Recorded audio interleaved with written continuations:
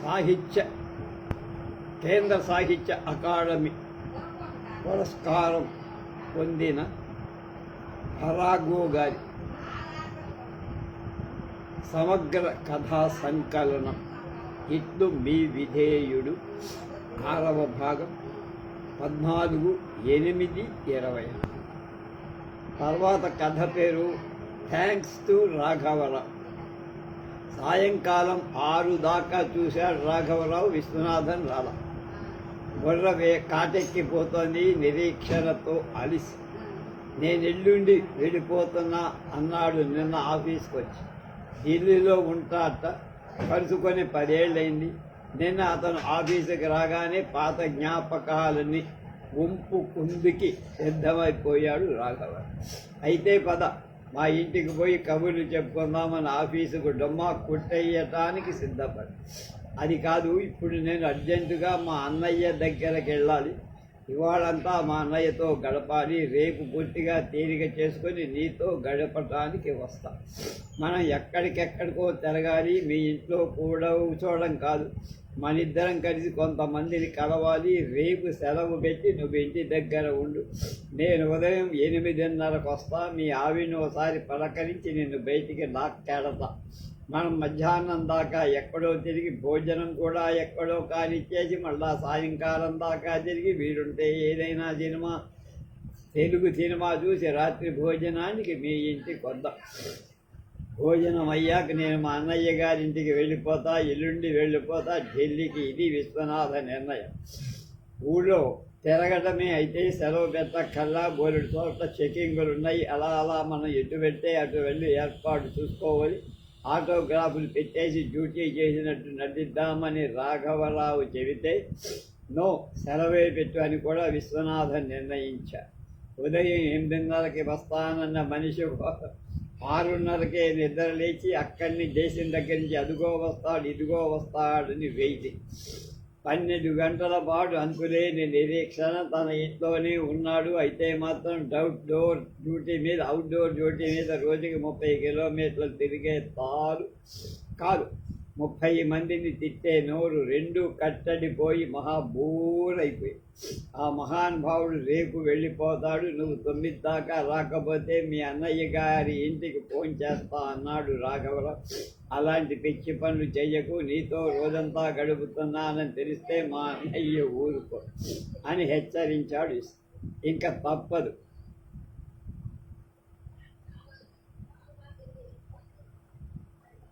Phone చెయ్యాల్సిందే. మేడ మీద వాటా వాళ్ళకుంది టెలిఫోన్. పాపం మంచివాడు. అర్ధరాత్రి అయినా సరే అవసరం వచ్చిందంటే, అట్నుంచి ఫోన్ వచ్చిందంటే ఏమీ ఎదుర్కోకుండా ఆనందం మాదే అన్నట్టుగా వాడనిస్తారు, కబురు చేస్తారు. P&T company general manager 3758. ఓహో, ఇంట్లో నంబర్ కావాలి.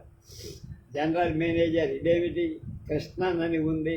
అవునవును, విశ్వనాథన్ అన్నయ్య గారు పేరు లోకేశ్వరరావు, RL రావు అంటారు. ఆయన ఈ కంపెనీకి GMగా ఈ ఊరొచ్చి 2 నెలలే అయింది.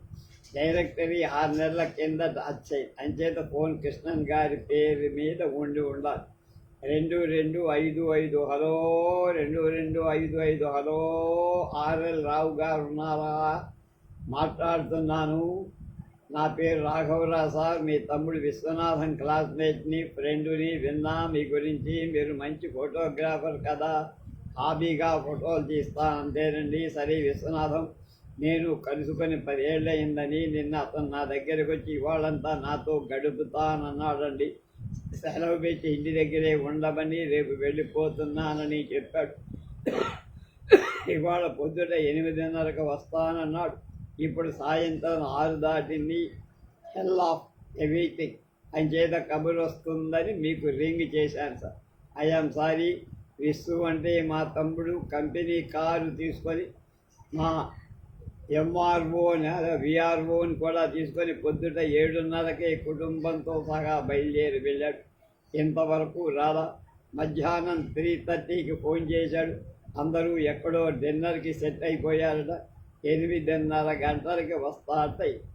అరే, ఎలాగండి, అతన్ని కలవాలి, రేపు వెళ్ళిపోతాడు కాబోడు. తను ఏ బండికి వెళ్తాడో చెబితే ట్రైన్ దగ్గర అయినా నో, అతను రేపు వెళ్ళిపోవటంలా. ఎనీవే మీ ఫోన్ నెంబర్ చెప్పండి, తను రాగానే ఫోన్ చెయ్యమని చెబుతా. మాకు ఫోన్ లేదండి, ఇవి మా కో టెనెంట్ గారి ఫోన్. పిలుస్తారండి, నంబర్ 41. జస్ట్ సెకండ్, కాగితం పెన్సిల్ పికప్ చేస్తానుండండి. అక్కర్లేదు సార్, అది మీ పేరు మీదుగా ఉన్న ఫోన్ అండి అంటే ఆర్ఎల్ రావు అనే పేరిట ఉంది.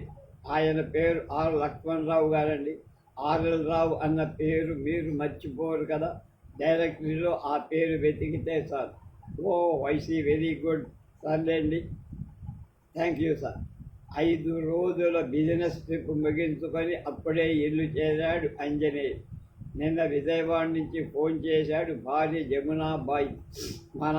మనసంతా పెంపుడు కూతురు మాలతి మీదనే ఉంది.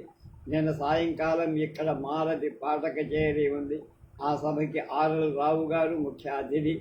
ఆయన ఎంత పెద్ద అధికారు, అంతకన్నా అధికుడైన కళాప్రియుడు, సౌందర్య ప్రియుడని కూడా వెనికిడి. ఆర్ఎల్పి కంపెనీతో తన బిజినెస్ చాలా కాలం 3 పూలు 6 కాయలుగా ఉండేది.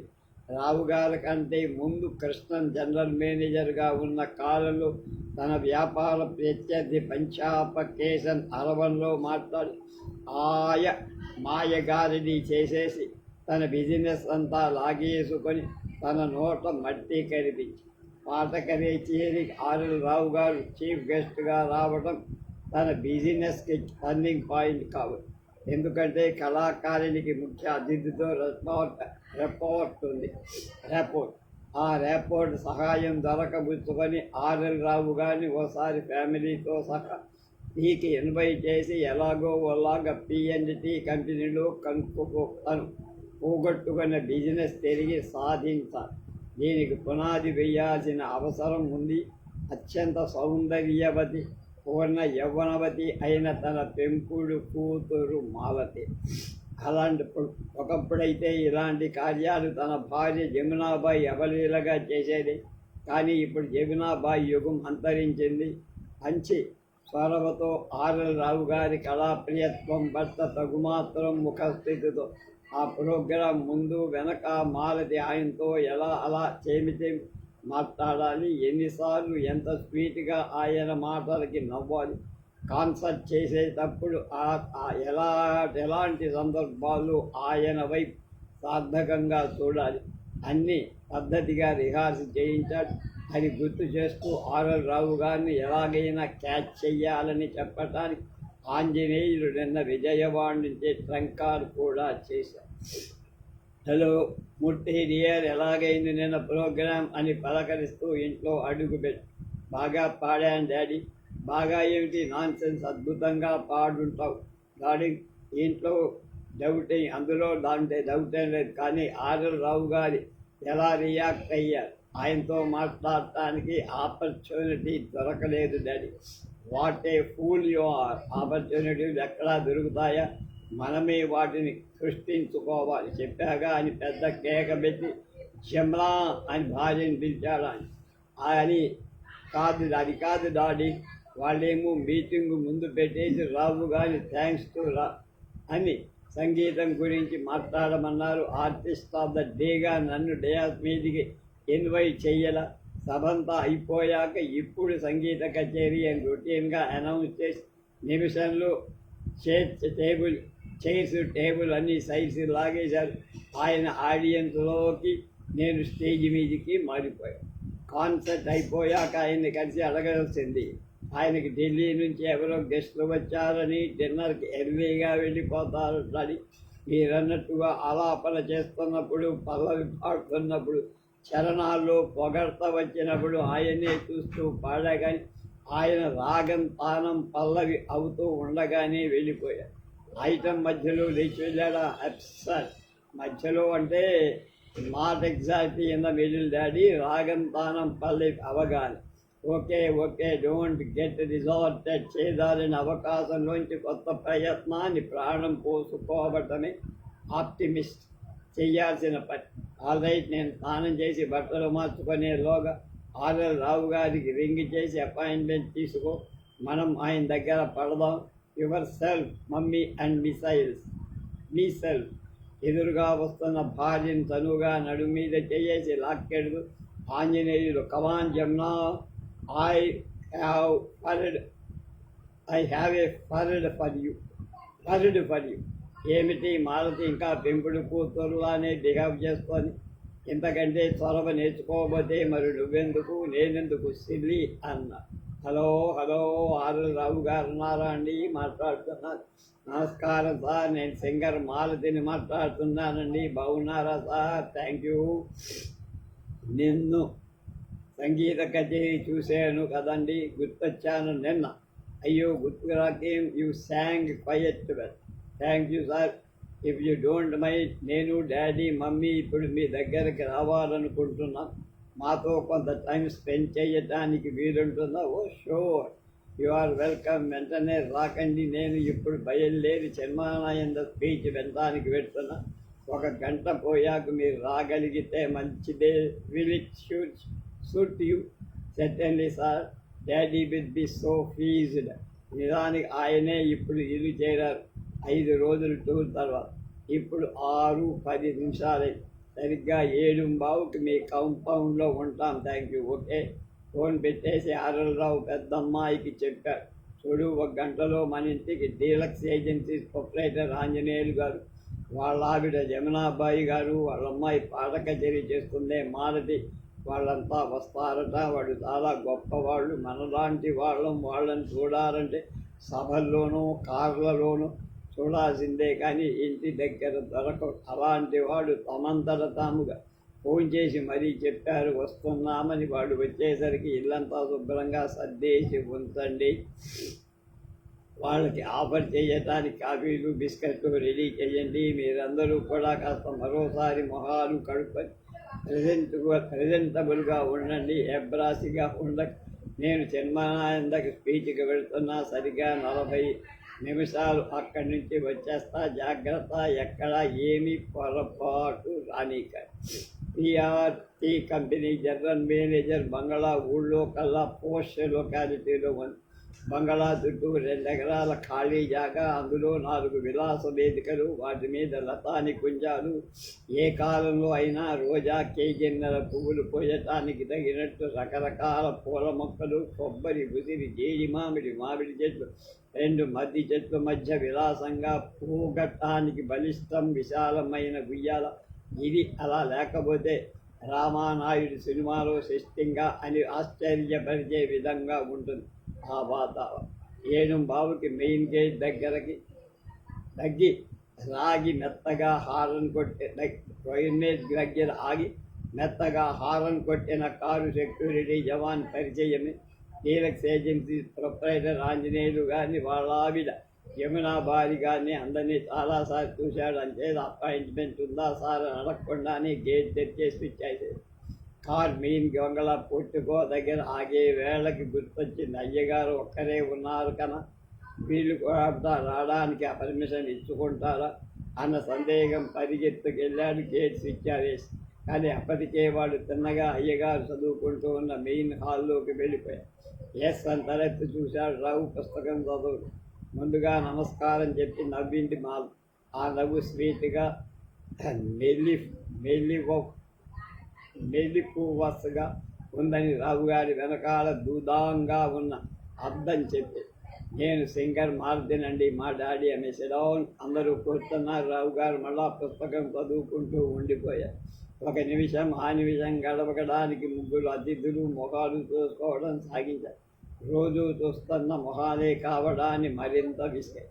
పాటకి ముందులాగా గొంతు సర్దుకుంది మాలతి. రావు చూశాడు. నేను సింగర్ మారుతినండి, నిన్న కాన్సర్ట్ చేశాను, మీరు చీఫ్ గెస్ట్. అయినో వయస్ 1-2 సార్లు లోగడ మీ పాట రేడియోలో కూడా విన్నాను. థ్యాంక్స్ అండి. మా డాడీ ఆంజనేయులు గారండి, మా మమ్మీ జమునాబాయి చెప్పారుగా. మళ్ళీ కొన్ని సెకండ్లు నిలిచేద్దాం. తర్వాత రావు గారు ఎస్ అని మాలతి వైపు చూశారు. What can I do for you అని ఆ చూపు అర్థం గ్రహించి మాలతి మరో నవ్వు నవ్వి స్వీట్గా మెలిప్లవస్గా కాకపోతే కొంచెం మిస్చీవస్గా నవ్వి అడిగింది, చిన్మానంద స్పీచ్కి వెళ్ళొచ్చారండి? ఎవరు చెప్పారు? అఫ్కోర్స్ నేను చిన్మానంద స్పీచెస్కి రైట్ చేస్తా. ఆయన ఇవాళ ఇక్కడ ఉన్నారని తెలుసు. నిజానికి నేను ఇప్పుడు చదువుతున్నది కూడా ఆయన రాజన్న పుస్తకమే. కానీ స్పీచ్కి వెళ్ళి అక్కడ నైటర్స్ చేసే డిస్టర్బెన్స్, నైబర్స్ చేసే డిస్టర్బెన్స్ భరించరు. మరి చంపానంత స్పీచ్కి పెడుతున్నానని చెప్పారు. అంది. నేను చెప్పానా ఎవరికి? నాకే సార్ గంట కిందట మీకు ఫోన్ చేస్తే 7:15కి రమ్మన్నారుగా. రావు గారికి కళ్ళు పెద్దలు అలా తెరిచి చూడడంతో అవి మరింత పెద్దవై వాటిలోంచి శక్తిపాతం అయినంత కంగారు పడ్డారు మిగిలిన. ఐసి సో మీరు ఆర్ఎల్ రావు గారితో మాట్లాడారన్నమాట. అవును సార్, మీరే మాట్లాడారుగా. రావు గారు వెంటనే లేచారు. ఐఎమ్ సారీ, మీరు గంట కిందట ఆర్ఎల్ రావు గారితో ఫోన్లో మాట్లాడారు, కానీ నాతో కాదు. ఈ ఊళ్ళో ఇంకొక ఆర్ఎల్ రావు గారు ఉన్నారు, వారితో చెప్పారు మీరు 7:15కి వారింటికి వస్తాను. ఆయన కుటుంబ సభ్యులు బహుశా మీకోసం చూస్తూ ఉంటారని నాకు అనిపిస్తుంది. అంచేత మీరు దయచేసి ఆర్ఎల్ రావు గారింటికి వెళ్ళటం మంచిది. లేకపోతే మీ ఇంటికి వెళ్ళి మీరు అక్కడికి రావటం లేదని కనీసం ఫోన్లో అయినా చెప్పడం చాలా సమంజసం. నాకు కొంచెం పనుంది, మనం మరోసారి ఎప్పుడైనా తీరిగ్గా కలుద్దాం. థ్యాంక్స్ టు రాఘవరావు అని చెయ్యి గాలితో అడిగింది. గాలిలో ఆడించి చేతిలో అదే పుస్తకంలో పవన్కి వెళ్ళిపోయారు. సెక్యూరిటీ జవాన్ ఇంకా ఆలస్యం చేయకుండా సలాం కొట్టి, అంతా బాగుంది కానీ థ్యాంక్స్ టు రాఘవరావు అంటాడేమిటి, వాడెవడు మధ్యని అంటూ లేచి బయటికి దారి తీశాడు డీలక్స్ ఏజెన్సీస్ ప్రొపరేటర్ ఆంజనేయులు. మళ్ళీ కలుద్దాం. మాలో హలో రఘునాథరావు గారు బాగున్నారా అంటూ ఆప్యాయంగా పలకని నేను ఆశ్చర్యంలోంచి తేరుకునేలోగా నా కుడి చెయ్యి పందుకొని నొక్కా. నా ముఖానికి పూసుకున్న చిరునవ్వుతో నేను అతన్ని గుర్తుపట్టలేకపోయానని తెలిపే భావం మీదో కనపడుతా. మీరు రఘునాథరావు కాదా? మీది గుంటూరు జిల్లా పరసూరు కాదా అన్నాడు అతను జోరుగా. సార్ అని చెయ్యొదిలేశాడు. అంతలోనే అవునవు, నేను రఘునాథరావునే. నేను మిమ్మల్ని పెట్టలేకపోయాను. నేను జగన్నాథాన్ సార్, బాపట్ల తాలూకా ఆఫీసులో మీ దగ్గర పనిచేసేవాడిని. అబ్బూ, ఎప్పటి మాట, 16 ఏళ్ల క్రితం. ఇప్పుడేం చేస్తున్నావు? వాల్తేరులో ప్రొఫెసర్ సార్ డిపార్ట్మెంట్. నేను మిమ్మల్ని పట్టలేకపోయాను, క్షమించండి. గుర్తుపట్టలేకపోవడంలో వింతే లేదు, కానీ నాకన్నా క్షమాభిక్షకుడిగా దూరడం. మీరు నన్ను మీరు అనకండి, క్షమించండి అనడం నాకేదో ఇబ్బందిగా ఉంది సార్. ఎంచక్క ఏమో జగన్నాథం అనేవారు ఆప్యాయంగా. మరి ఆ మాట రాదా సార్? ఎప్పుడైతే అనేవాడిని అప్పుడు. అయితే అందులో అంతటా అతనంటుంటున్న ఆప్యాయతేం లేదు. నేను అతని వయసు వాడినే, సరాసరి డిప్యూటీ తహసీల్దార్గా పనిచేసిన వాడిని. అతను కొత్తగా కాలేజీ మెట్లు దిగి ఎల్డీసీగా చేరినవాడు. ఆ అనుబంధంలో మీకు అంటూ కూర్చుంటే పనులు జరగవు. హైదరాబాద్ వెళుతున్నారా సార్? ఇంకో 4 రోజుల తర్వాత గవర్నర్ వాల్తేరు వస్తారు. వారి క్యాంపులో కొన్ని ముఖ్యమైన పరిశీలనలు జరుగుతాయి. అయితే ఏదో మామూలు విజిట్లాగా కాక సైట్ సీయింగ్ ప్రోగ్రాం లాగా కనపడాలని గవర్నర్ గారి ఉద్దేశం. కాగితాల మీద అలాగే రాశారు. కానీ అసలు పరిశీలన జరగవలసిన విషయాలు కలెక్టర్ గారికి, డిఐజీ గారికి, కొంతమంది ముఖ్యులకి స్వయంగా చెప్పాల్సిన ఉన్నాయి. నివేదించాల్సిన కొన్ని రహస్య విషయాలున్నాయి. అందించాల్సిన డాక్యుమెంట్లు ఉన్నాయి. ఆ కారణం చేత హోమ్ మినిస్ట్రీ సెక్రటరీ గారి అనుమతి ప్రత్యేకంగా వచ్చాను నేను. అనుమతి కోసం ఫస్ట్ క్లాస్ కంపార్ట్మెంట్లో కూపే ఉంది నా పేరు. అవును, మీరు? నేను హైదరాబాదేనండి. ఫస్ట్ క్లాస్ టికెట్ తీసుకున్నా. అకామిడేషన్ లేదన్నారు. వీసీ గారితో చెప్పించా, కంపార్ట్మెంట్లోనే ఇస్తానన్నారు. ఇంకా కన్ఫర్మ్గా ఐసీ అన్నారు. నా సహజ నిర్వికార ధోరణి. ఒక రైల్వే అధికారి వచ్చి ఇంతకుముందే ఎప్పుడైనా నాతో మాట్లాడాడు. ఈ కుపేలో బెర్త్ అతనికి ఇవ్వడానికి నా అనుమతి ఇచ్చా. ప్రొఫెసర్ జగన్నాథం అంటే ఎవరో అనుకున్నా. ఇతడేనన్నమాట. లోపలికి పోదాం పదండి అన్న.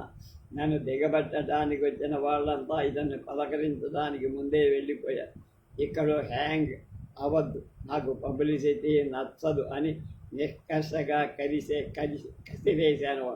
నేను వచ్చిన పని పరమరహస్యం. నా ఉనికిని మూమెంట్స్ని ఎవరో గమనించడం నాకు ఇష్టం. జగన్నాథం చురుకైన వాడే అని ఆర్డీఓ ఆఫీస్ హెడ్ గుమాస్తా చెప్పారు. మొదట అక్కడ అపాయింట్ అయ్యాడు. జగన్నాథం అక్కడ చేరిన 4 నెలల తాలూకా ఆఫీసులో వేశారు.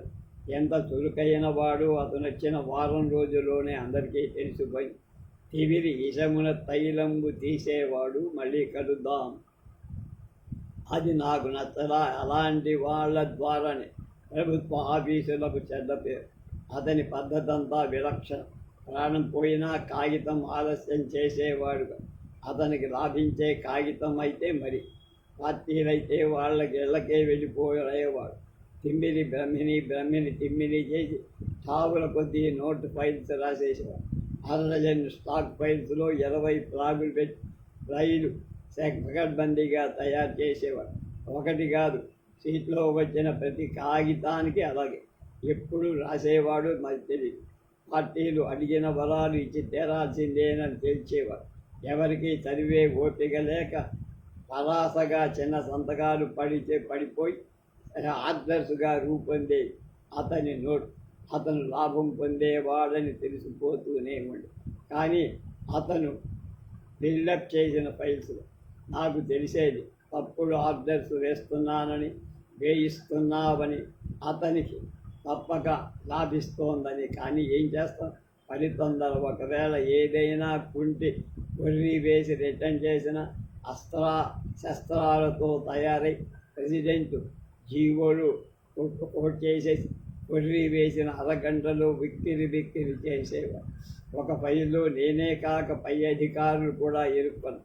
తప్పుడు ఆర్డర్స్ వేసేది. ఆర్డర్స్ పడ్డ 10 రోజులు గవర్నమెంట్ నుంచి కూటింపు వచ్చేసి నీకెవరికైనా మతులున్నాయా అంటూ కలెక్టర్ గారు నన్ను పిలిచి అడిగారు. ఒక రాత్రంతా కూర్చొని ఫైలు, కూర్పు, మాన్యువల్, స్కోర్స్, బీపీలు క్షుణ్ణంగా చదివి జగన్నాథన్ నోటు ఆధారంగా మేమంతా తప్పు చేశామని తెలుసుకుని కాగితం మీద పెట్టకుండా చల్లగా కలెక్టర్ గారి దగ్గరికి వెళ్ళి ఇలా చెప్పారు. అతను కంట పని పెట్టండి మరి అన్నాడు కలెక్టర్గా. ఈ ఫైలు ఆధారంగా అతని మీద చర్య తీసుకోవద్దని, సరికొత్త కేసు ఏదో చూసుకొని దాంట్లో అతని భరతం పట్టమని ఆయన ఉద్దేశం. సులువుగానే గ్రహించా. వారం రోజులు తిరగకుండానే మరో కేసులో జగన్నాథం ఇరికారు. ఎప్పట్లో అప్పుడు ఏసీబీలు లేవు. ఛార్జీ మెమో చాలు ఉద్వాసం చెప్పడం. అందులోనూ గట్టిగా ఏడాది సర్వీసు లేని ఎల్డీసీ అతను. జగన్నాథాన్ని డిస్మిస్ చేయించడానికి పెద్ద శ్రమ అక్కర్లేకపోయింది. అంత ముక్కు కూడా గట్టిగా తుమ్మేసరికి బూడి పడిపోదు. మంచికో చెడ్డకో జరిగింది సార్. అది ఆ 6 నెలల్లోనే 5,000కు పైగా సంపాదించాను. అది పెట్టుబడిగా యూనివర్సిటీలో ఎంఏ చదివాను. 2 ఏళ్ళు వెంటనే ఉద్యోగం వచ్చింది. ఓ కాలేజీలో లెక్చరర్గా. మళ్ళీ 2 ఏళ్ళు కష్టపడి రీసెర్చ్ చేసి డాక్టరేట్ తెచ్చుకునేసరికి యూనివర్సిటీలో లెక్చరర్ ఉద్యోగం దొరికింది. ఒక వీసీ గారు నన్ను స్టేట్స్కి పంపారు. ఇంకో వీసీ గారు వెస్ట్ జర్మనీ పంపారు. 5 ఏళ్లలో అక్కడ రీడర్ అయ్యాను.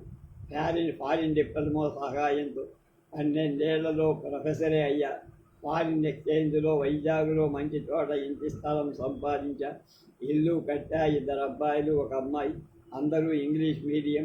ఒక ఫియట్ కారు ఉంది. దేశమంతటా అభిమానులున్నారు. ఇదంతా మీ చలవే సార్. ఇప్పుడు మీరే పట్టుబట్టి నన్ను డిస్మిస్ చేయకుండా వదిలేసి వాడి పాపాన వాడైపోయాళ్లే అని వదిలేస్తుంటే ఈ ప్రగతి ఏది చేయలేను. ఎక్కడో తాలూకా ఆఫీసులోనూ కలెక్టర్ ఆఫీసులోనూ యూడీసీగా, మహా అయితే డిప్యూటీ తహసీల్దారుగా రాట్ అవుతూ ఉండే వాడిని అనుకుంటాను అన్నాడు జగన్. తొలి స్టేషన్ కాబోలు వస్తోంది. నేను చాలా సిగ్గుపడ్డా. ఆనాడు నేను చేసింది రైతే. అతను ముందుకు వెళ్ళింది రైట్. కానీ ఒక మనిషి సంప్రదాయం, ప్రజల బలహీనత ఆధారంగా లంచాలు గుర్తు తీసుకుంటున్నాడు. డిస్మిస్ చేయడం తప్పేమోనని మొదటిసారి అనిపించి అతనిలో ఆ పట్టుదల, కార్యదీక్ష లేకపోయి ఉంటే గవర్నమెంట్లో పనికి రాలేదని ఏ చిల్లర వ్యాపారము చేసేవాడేమో. పన్నుల నిర్ణయం ప్రజల బాధ్యత అనే విషయం మీద నాటి దినపత్రికలో ప్రచురణ అయిన తన వ్యాసం ఒకటి చూపించాడు. అలవోకగా వాడు చెప్పినట్టుగా ఉంది, కానీ సాధికారంగా చెప్పారు. ఆ నేర్పు చూసి ఆశ్చర్యపోయి, మీ భోజనం మాటేమిటి సార్ అని నేను మాట్లాడాల. పేపర్లో మరో ఐటెం ఏదో చూస్తూ ఉన్న నెపం మీద సామర్ల కూడా వచ్చేస్తుంది సార్, మీ భోజనం మాటేమిటో అన్నాడు. నాకు రాజమండ్రిలో భోజనం వస్తుంది అని తప్పించుకోలే. అలా అయితే నేను ఇక్కడే అదే ప్లాట్ఫారంలో తాజమహల్లో సామర్ల కోట్ల తినయ్యనా అంటే మీరేం అనలేదు, మీరు మరేం లేదనుకోండి. రామారావు వస్తానన్నాడు సామర్ల కోట స్టేషన్ దగ్గర. ఈ బండి ఆగే వేళకి వాడొస్తూ ఏదో ద్రవ పదార్థం తెస్తాడు, రాజమండ్రిలో దిగిపోతా. నేను సీరియస్గా చూశాను. మీకు అభ్యంతరం అయితే వాడిని రైల్లోకి రానివ్వను సార్. 10 నిమిషాల పాటు బండి ఇక్కడ ఆగుతుంది కనుక ప్లాట్ఫారం మీదనే అవగొట్టేస్తాం. అతడెవడు? రైల్వే ఓకే రమ్మనండి అన్న. ఆ మాట విని అతని కిటికీలోంచి తల బయటికి పెట్టాడు. వీలైనంత పక్క. అప్పటికి ప్లాట్ఫారం సమీపిస్తోంది. రామారావు అతని కోసం తీక్షణంగా చూస్తున్నాడు. అతన్ని గమనించి పరిగెత్తుకుంటూ వచ్చాడు. సరాసరి లోపలికి వచ్చి, గుడ్ మార్నింగ్ సార్, నేను రామారావుని. ఎలా వెధవా పరిచయం చెయ్యవేరా అన్నాడు మా ఇద్దరి తోటి. మా వాడు కొంచెం రఫ్గా మాట్లాడు సార్, మీకేమాత్రం ఇబ్బంది అయినా చెప్పండి, దింపేస్తా. జగన్నాథం రామారావు జోక్గా నాకు సిన్సియర్గా వినిపించే ధోరణి అందిపుచ్చుకొని నాదడాల్ అని చదువుతున్న పేపర్ పూర్తిగా విప్పి వాళ్ళేం చేస్తున్నారో చూడడం మానుకొని, ప్లాస్టిక్ బుట్టలో సీసాలు, గ్లాసులు, పొట్లాలు రాజమండ్రి వచ్చేలోగా అన్నీ కాదు. మధ్యలో 2-3 సార్లు నాకు కూడా ఆఫర్ చేయడం నేను వద్దని ఖచ్చితంగా చెప్పను. రాజమండ్రిలో నేను భోజనాన్ని దిగా. నా భోజనం అయ్యాక నేను వేరే కంపార్ట్మెంట్లోకి వచ్చాక బండి కదిలింది. అప్పటికి రామారావు లేడు అక్కడ. జగన్నాథం పడుకొని ఉన్నాడు. నేను కూపే తలుపు తెరవగానే గుడ్ నైట్ సార్ అంటూ అటు తిరిగాడు. విజయవాడలో మెలకు వచ్చింది అతనికి. నాకు అసలు నిద్రే లేదు. బాపట్ల తాలూకా ఆఫీసులు, రొంపేరు ప్రాజెక్టు, పేదలకి పొలాలు, స్థలాలు పంచిపెట్టడం, ఆ కుంభకోణం, జగన్నాథ్ నోట్ ఫైల్స్ కరెక్ట్గా ఎంక్వైరీలు, అతని డిస్మిసల్, ఇవేవో జ్ఞాపకాలు, అన్ని వివరాలతో. ఆ సందర్భంలో మరికొన్ని వ్యక్తిగత జీవితపు జ్ఞాపకం. విజయవాడ దాటినా నిద్ర రాదేమో అంది. ప్రొఫెసర్ జగన్నాథం రామారావు రాత్రి 8:30కి గుడ్ మార్నింగ్ అనగలిగిన రైల్వే ఉద్యోగి. టికెట్టు, పర్మిట్టు ఏమీ లేకుండా సామర్ల కోట నుంచి రాజమండ్రి వరకు ఫస్ట్ క్లాసులో ప్రయాణం. మందు, మాంసం. అసహ్యం వేసింది, దుగుప్స కలిగింది. బాత్రూంలో ఉన్నాడు, కానీ ఆ క్షణం అతని ఎదురుగా ఉంటే చాచి లంపకాయ కొట్టాలనిపించేది. ఆ బెర్త్ వైపు చూడటానికే అసహ్యంగా. కోటు, బూటు, బాత్రూమ్ శాండల్స్ అట్టహాసంగా ఉన్నావు. రేపు హైదరాబాదులో ఏదో సెమినార్ పేపర్ చదువుతాను. బాగైనా ప్రిపేర్ అయి వచ్చినట్టును. అతని వైదుష్యం చూసి ఆనందించాలా, కృషి చూసి మెచ్చుకోవాలా, చెలిపితనం చూసి చిరాకుపడాలా తెచ్చుకోలేకపోయా. అతను కూర్చున్న భాగం వైపు ఒకసారి చూసి అప్రయత్నంగా, తీక్షణంగా అక్కడ వేలాడదీసిన కోటు ప్యాకెట్లోంచి ఏదో విజిటింగ్ కార్డు లాంటిది తొంగి చూసి, ఆ క్షణం వీడు చెప్పేవన్నీ నిజమేనా, అసలు వీడు ప్రొఫెసర్ జగన్నాథమేనా అని నా వృత్తి సహజమైన అనుమానం తలెత్తి చూసి మరుక్షణం లేచి రైటార్చి ఆ కార్డు తీసి అతను ల్యాబేటరీలో నుంచి వచ్చి తన పక్క మీద పడుకున్నాడు. నేను ఒక మూలుకి లేచి వచ్చి బండి దిగి రైలు దగ్గర చదువుతున్నా. రైట్ దగ్గర ఆ విజిటింగ్ కార్డు. అంతే. నా అడుగులు రైల్వే పోలీస్ ఆఫీసు ఒకవైపు. ఎవరు కావాలి సార్? డ్యూటీలో ఉన్న రక్షక్ అడిగారు. నా ఫోటో పాస్ చూపించి సెల్యూట్ చేశాడు. దయచేయండి అంట. జగన్నాథన్ జేబులో దొరికిన విజిటింగ్ కార్డులో నా చేతిలో. చిన్నగా ఫోన్ దగ్గరికి వెళ్ళా. కంట్రోల్ రూమ్కి ఫోన్ చేసి అర్జెంటుగా హైదరాబాద్కి మెసేజ్ ఇవ్వండి అని వివరాలు చెప్పా. తమరెవరు సార్ అంటూ అడ్నించుకు మాస్టర్ ఎవరో చెప్తే ఇంత కథ వింటామన్నమాట అని అడిచా. ఎక్స్క్యూజ్ మీ సార్, ఇదిగో డిఎస్పీ గారు వచ్చారు సార్, వారితో మాట్లాడండి అని వణికిందాకుంటున్నాం. రమణ్, హలో, నేను రఘునాథరావుని, స్పెషల్ సెక్రటరీ హోమ్. ఇక్కడ డ్యూటీలో ఉన్న కానిస్టేబుల్ వివరాలు చెప్పారు. మెసేజ్ తక్షణం హైదరాబాద్ చేరయ్య. అర్హతలు కానీ అనుభవం కానీ రెండూ కానీ ఉన్న అభ్యర్థులకు చక్కటి సువర్ణావకాశం. మీరు ఇరాక్, ఇరాన్, దుబాయ్ ఎక్కడికైనా ఉద్యోగం రీత్యా వెళ్ళాలని అనుకుంటున్నారా? నాకు 5,000 అంతకు మించిన జీతం సంపాదించాలనుకుంటుంటే అయితే వెంటనే పాస్పోర్ట్ మొదలైన డాక్యుమెంట్ సేకరణ ఖర్చుల నిమిత్తం 100 రూపాయలతో దరఖాస్తు చేయండి. ప్రొఫెసర్ లోకనాథం, సువర్ణ ఏజెన్సీ, మహారాణిపేట, విశాఖపట్నం అని 6 నెలల క్రితం పేపర్లో ప్రకటన పడ్డారు. మా రెండో అబ్బాయి LAE పాస్ అయి అప్పటికి పెట్టినట్టే నీకు పెట్టారు. దరఖాస్తు షూరు 100 కట్టాడు. వాడి స్నేహితుడు ఒకరిద్దరితో కట్టించాడు కూడా. కొన్నాళ్ళు అయ్యాక ఉత్తరం రాశాడు. మా సంగతి జవాబు లేదు. మళ్ళీ రాశాడు. 4 నెలల క్రితం విశాఖపట్నానికి బదిలీ అయినప్పుడు ఇదేదో మా అబ్బాయి ప్రైవేట్ కంప్లైంట్ కొంచెం చూడు అని ఫోన్లో చెప్పాను. అతను వైజాగ్లో జాయిన్ అయ్యి వారం రోజులు వచ్చింది.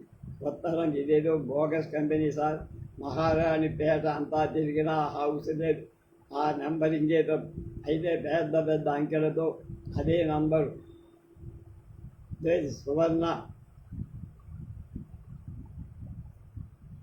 ఏజెన్సీస్ అనే బోర్డు పెట్టిన ఇల్లు కనుక్కున్నా. ఇప్పుడు ఆ బోర్డు లేదు, కంపెనీ లేదు, వాళ్ళకి బ్యాంకులో అకౌంటెంట్ లేదు. బ్యాంకు వెరిఫై చేశా, current account professor Lokanatham managing డైరెక్టర్గా ఆపరేట్ చేశాడు. 38,000 డిపాజిట్ చేరింది. అంతా విత్డ్రా చేసి అకౌంట్ క్లోజ్ చేశారు. సికింద్రాబాద్ వచ్చే వరకు అలా మేలు కూర్చున్నా. ఎందుకంటే విజయవాడలో నేను ఫోన్ చేసి రాగానే నా కోటు జేబులో ఒక విజిటింగ్ కార్డు ఉండాలి. ఇక్కడెక్కడైనా పడిపోయిందా అంటూ అడిగా. వెతికాడు జగన్నాథ్. సికింద్రాబాద్లో నేను దిగాలి. సికింద్రాబాద్ స్టేషన్ దాటితే చాలు హైదరాబాద్ స్టేషన్లో అతని కోసం మా వాళ్ళు వచ్చేస్తారు. మెసేజ్లో కంపార్ట్మెంట్ నెంబర్ ఇచ్చా. బండి కదలబోతుండగా అతన్ని పలకరించా. జగన్నాథం మూలిగాడు కదలు. మిస్టర్ లోకనాథం మార్చి ఎస్ సార్ అంటూ లేచి, మీరు దిగిపోతున్నారా? చాలా కాలం తర్వాత కలిశాం, ఎంతో సంతోషంగా ఉంది, మళ్ళీ కలుద్దామని చెప్పాను. అవును, ఈ మాట కొంచెం త్వరలోనే కలుద్దామన్నా నా బ్రీఫ్ కేసుతో దిగిపోతూ. నా సుఖమే నే చూసుకున్నా. తిరుపతి వెళ్తున్నారా? ఓ మాట చెప్పి పోదామని వచ్చాను అంది రాజు. ఎన్నో ప్రశ్నలు కళ్ళలో పెట్టుకొని నేను చూపుతోనే పలకరిస్తే ఇవన్నీ అర్థమైనవి. మా అక్క రాజీ, అసలు పేరు రాజేశ్వరి, నాకన్నా ఏడాది పెద్ద. ఈ ఊళ్ళోనే బాబుగారు మెడికల్ రిప్రజెంటేటివ్. నెలకి 20 రోజులు. ఆయన ఎలాగా ఊళ్ళో ఉండరు కదా. ఓ మారు వచ్చి పోవే అంటే నేను మా ఆయనతో క్యాంపులు పోతున్నా అని అంటారు. ఈ రావడం 40 రోజుల తర్వాత వారం నాడు మార్కెట్ దగ్గర బాబుగారి స్కూటర్ కనబడితే ఆయన ఎక్కడో ఇందమ్మటే ఉన్నారు కదా అని అతను ఒకసారి పలకరిద్దామని 2 నిమిషాలు ఆగా. పక్కనే ఉన్న షాపులోంచి యువతల పడ్డాది అక్క. బావగారేది అన్న. ఆయన క్యాంపు, నేను ఒక్కదానే వచ్చాను అంటే స్కూటర్ నేర్చేసుకుందన్నమాట. ఆహా, ఆయనే మరి, ఓ మాట ఇంటికి రా అన్న. అబ్బే టైం లేదు, ఆయన బొకారో ఎక్స్ప్రెస్లో వస్తాన్నారు, బండి పట్టుకొని వెళ్ళాలి అని స్కూటర్ దిగిర్రమని. ఎవరెవరు వెళ్తున్నారు అన్నా సాదాగా. నేను బావగారే. మరి ఇల్లు? నిన్ననే మా మామగారు వచ్చారు. శివానంద స్వామి గారి ఉపన్యాసాలతో ఇవాళ నుంచి 10 రోజులు ఉంటారు. ఏ మర్యాద మనిషివే, ఆయన ఇంట్లో కాపలా పెట్టడు. నువ్వు అతను షికార్లు కొట్టడమా? 2 పూట్ల వంట కూడా చేసుకోమని చెప్పావా అంది మా అమ్మ. చివాట్లు పెడుతున్నట్టు తెలిసిపోయిందని నవ్వుతూ కప్పే. అన్నేం చేయమంటావే, టికెట్లు కొనుక్కొచ్చి మరీ చెప్పారు ఆయన. అయ్యో, ఇల్లు తాళం పెట్టేస్తే మళ్ళీ ఎవడైనా దూరుతాడు కదండి అంటే మా అమ్మని నాన్నని రమ్మని ఉత్తరం రాస్తేనే వచ్చారు. ఆ ఉత్తరం అందలేదు కాబోలు మామగారు ఒక్కరే వచ్చారు. మధ్యాహ్నం ఎండపూట రాలేదు, కానీ రాత్రిళ్ళు ఉపన్యాసాలయ్యాక ఇలా వచ్చి భోంచేసి వెళ్ళమని చెప్పాను. మేమిద్దరం కలిసే చదువుకున్నాం, ఒకే స్కూల్లోనే, ఒకే కాలేజీలో. నేను 11వ ఏట సైకిల్ తొక్కడం నేర్చా. ఇద్దరం 7 ఏళ్ల పాటు ఆ సైకిల్ మీదే వెళ్ళేవాళ్ళం. ఏదైనా ఓ రోజున ప్రాక్టీస్ మూలంగాను, స్పెషల్ క్లాస్ మూలంగాను నేను గంట సేపు కాలేజీలో ఉండిపోవలసి వస్తే తను నా దగ్గరకు వచ్చి సైకిల్ తాళం తీసుకొని ఇంటికి వచ్చేది.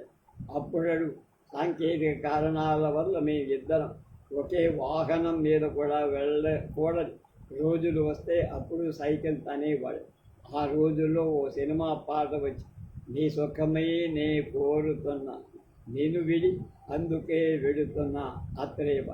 దాని పేరడిగాని 2 లైన్లు తయారు చేసి అన్న పక్క పాట, నా సుఖమే నే చూసుకున్నా, నన్ను వీడి అందుకే పొమ్మంటున్నా.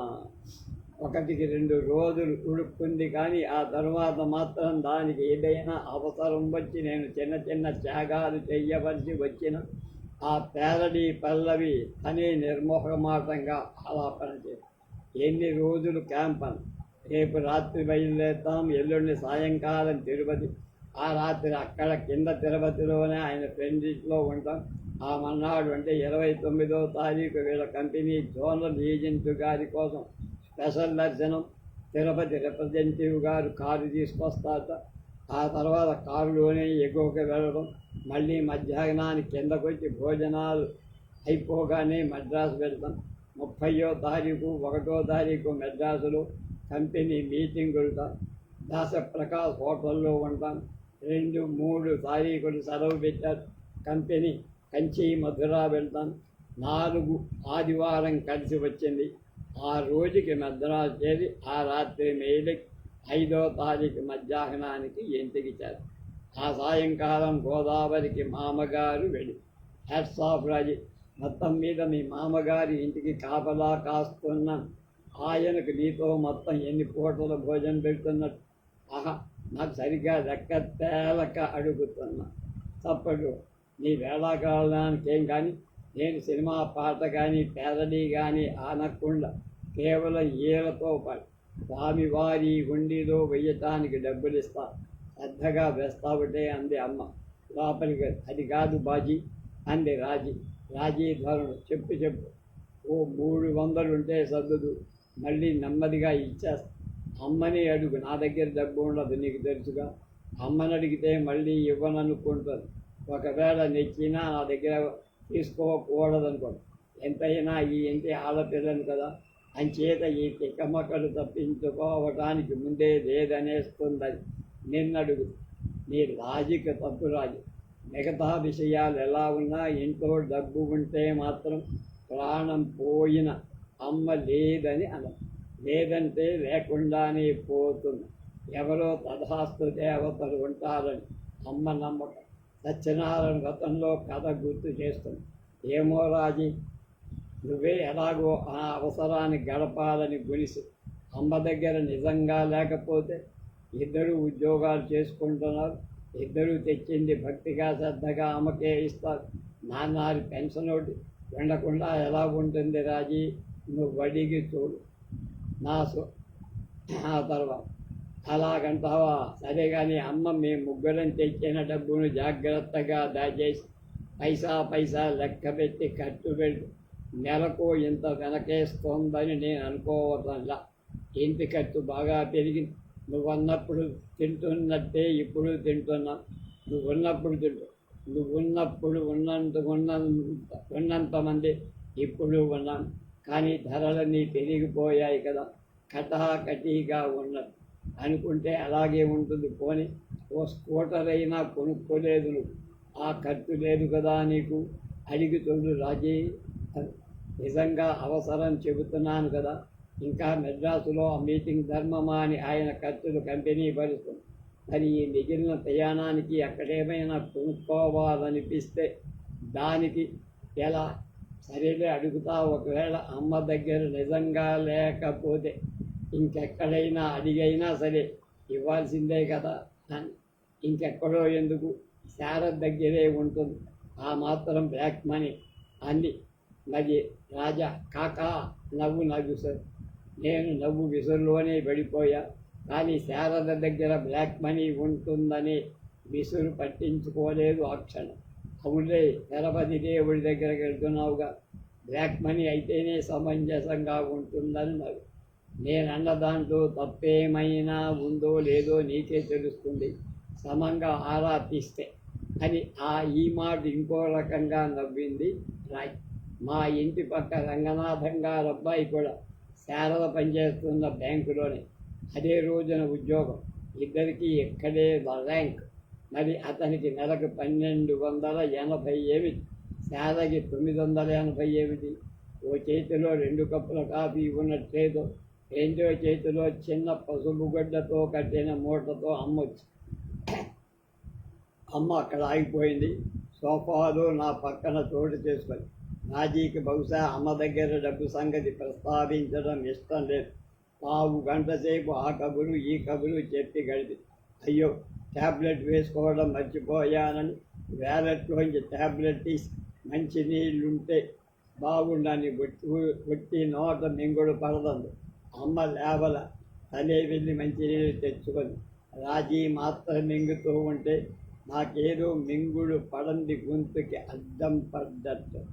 నేను వెళ్తున్నాను రా బాజీ, రేపు 11 గంటలకు మీ ఆఫీసుకు వైపు వస్తా, నేను బావగారు సీట్లో ఉంటావు కదా అని అప్పటికి డబ్బు సిద్ధం చెయ్యమన్న మాట సంకేతం చేసి వెళ్ళింది. ఆడపడుతూ అర్ధమొగుడని ఒక నుడికారం ఉందని నాకు తెలుసు. శారద దగ్గర బ్లాక్ మనీ ఉండదని రాజీ సూచించి సమంగా ఆరాధిస్తే నాకే తెలుస్తుంది కూడా. రాజీ చూపించిన ఆధారం కూడా సరిగ్గానే ఉన్నట్టు. రంగనాథం గారబ్బాయి రాజశేఖరన్ నాకు తెలుసు.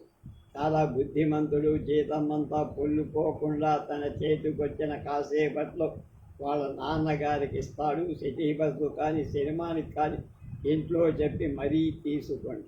శారద కూడా అంతే. అయితే వాళ్ళిద్దరూ ఒకే ర్యాంకులో ఒకే బ్యాంకులో ఒకే తేదీన చేరి ఉంటుంది. వాళ్ళిద్దరి జీతాల్లో అంత తేడా ఉండకూడదే. ఆఖరికి వ్యవసాయ కూలీల్లో కూడా ఆడామగా విచక్షణ లేకుండా సమానంగా ఇవ్వాలని చట్టం ఉందిగా. బ్యాంకు ఉద్యోగుల మధ్య ఎలా ఉంటుంది తేడా?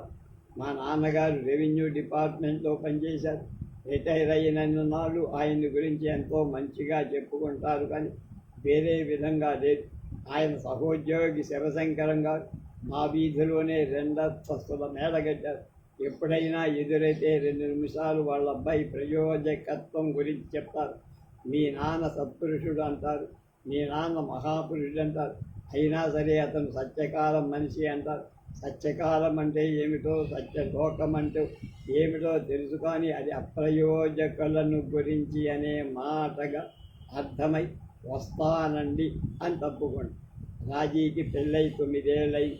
కొత్తలో కొంచెం తరచుగా వచ్చేవాళ్ళు, కానీ రాజీ బావగారు మా ఇంటికి రావటం బాగా ఊళ్ళోనే ఉన్నాడు కదా అని ఏ పండగ సాగుతోనో భోజనానికి రమ్మడానికి చెబితే వెళ్తే సారీ 2 రోజులు సెలవు కదా అని ఒక చిన్న షికారు ఒకటి ప్రోగ్రాం వేసుకున్నాం అనేస్తాడు. వాళ్ళిద్దరూ చాలా సరదాగా ఆత్మీయంగా ఉంటారన్నది. కాశీ నుండి కన్యాకుమారి దాకా వాళ్ళు చూడని విహారక్షేత్రం. ఆఖరికి డ్యూటీ మీద క్యాంప్ వెళ్ళినా సరే ఏమాత్రం అవకాశం ఉన్నా ఇద్దరూ కలిసే వెళ్తారు.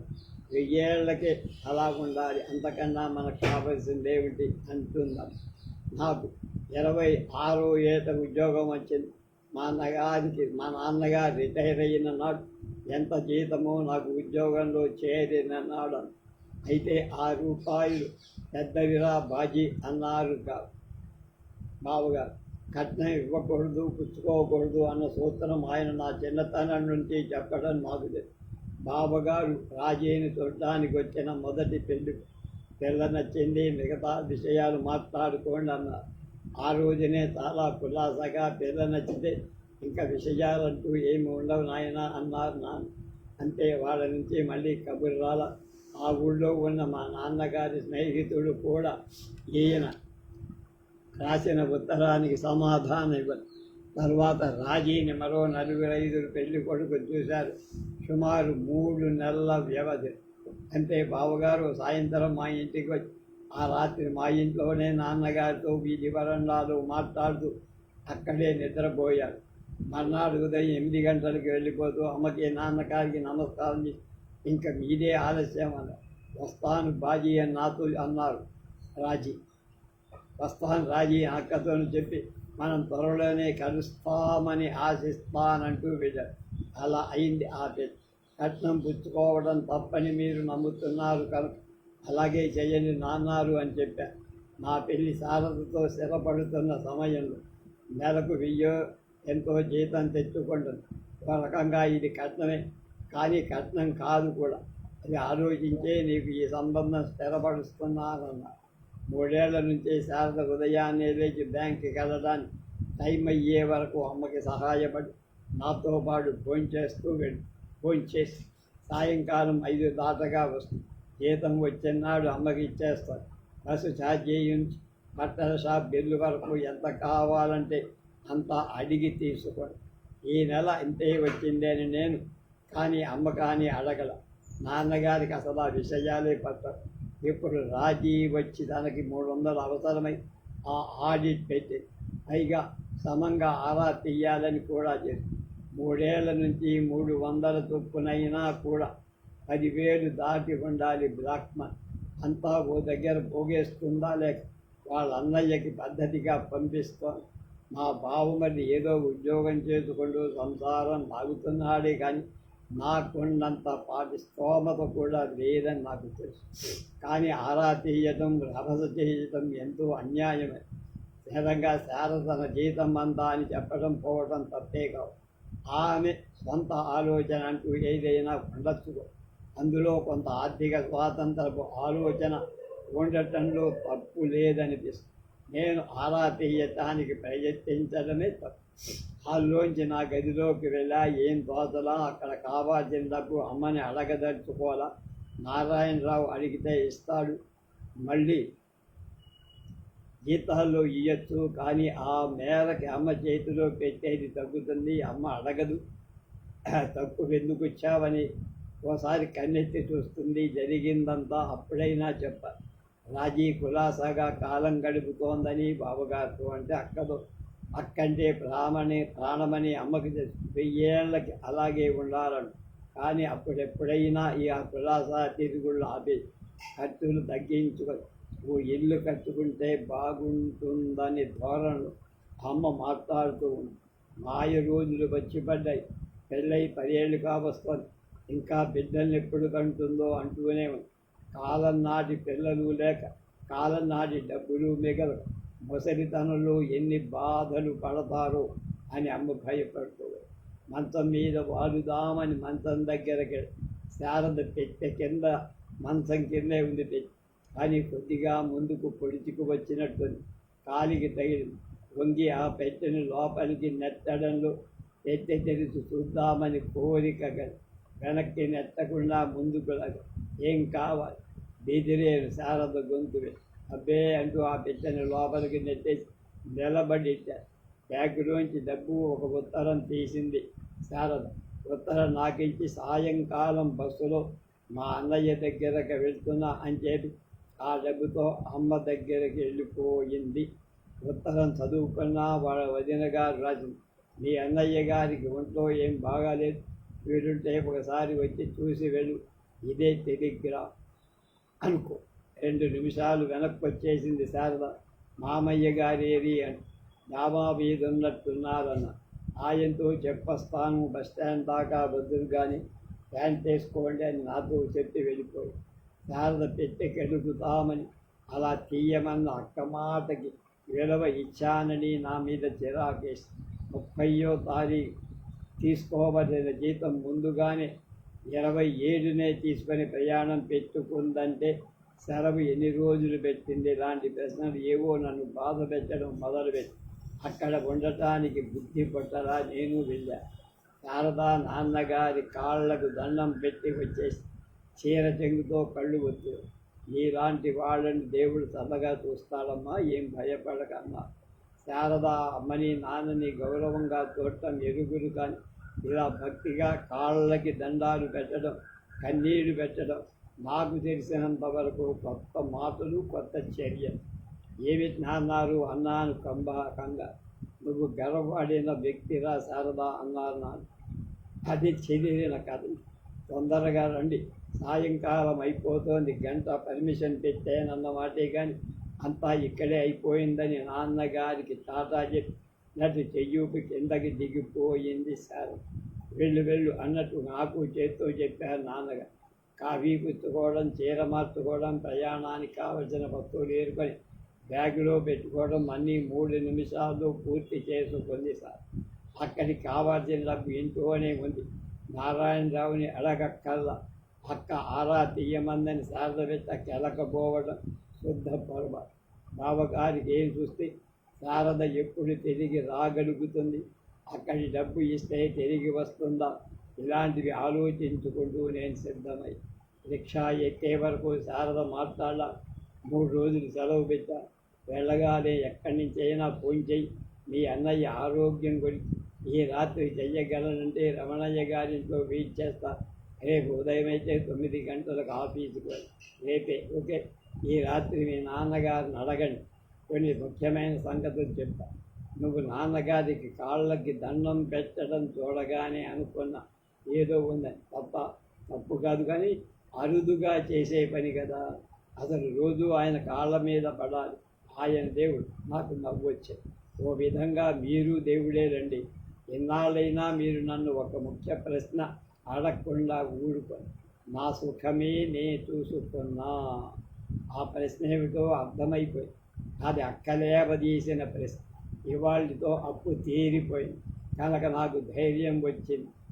అవును, మామయ్య గారు చెప్తారన్నాగా గుండె. ఆయన ఎందుకు హింస పెట్టడం నేనే చెప్పాను.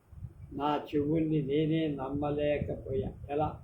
అలాగే నా మనసులో మనసై మా ఇంట్లోనే దీపమై 3 ఏళ్ల పాటు ఒక పొల్లు మాట అనకుండా, అనిపించుకోకుండా, ఒక నిరర్ధకమైన చర్యకు పాల్పడకుండా ఉన్న శారద మాట కూడా నేను నమ్మాల్సి వచ్చింది.